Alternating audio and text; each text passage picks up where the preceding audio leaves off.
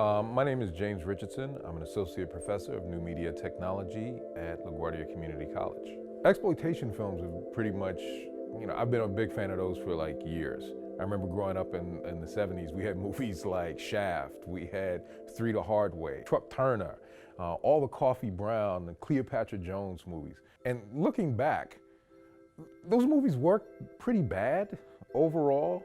But even now when I watch them, and I still do, there's kind of a fondness that you still have for them.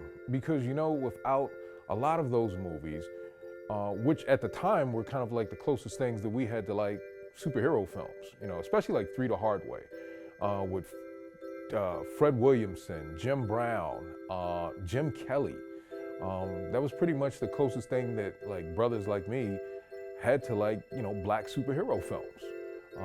They were over-the-top representations of who we were. Gonna set me up?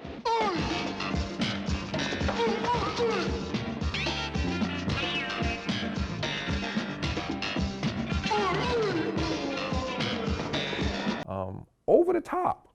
But, without those characters, without that type of extreme pro-blackness, you wouldn't have had some of the representation that you have today.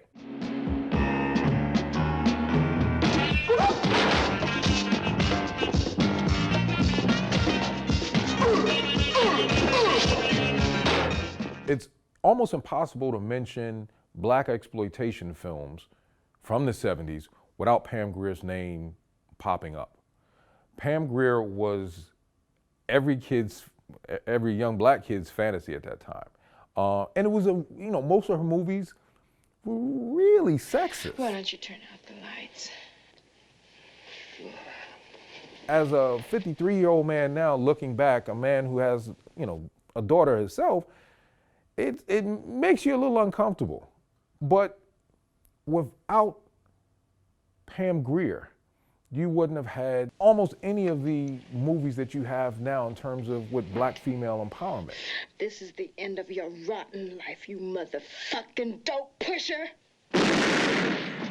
You have to go through a Foxy Brown to get to like a Hidden Figures.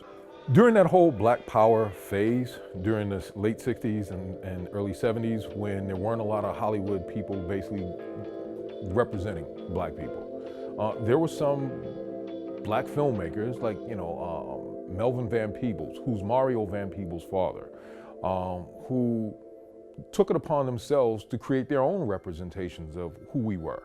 But it was targeted for a very specific market, a market that was desperate for some type of reflection of who they were.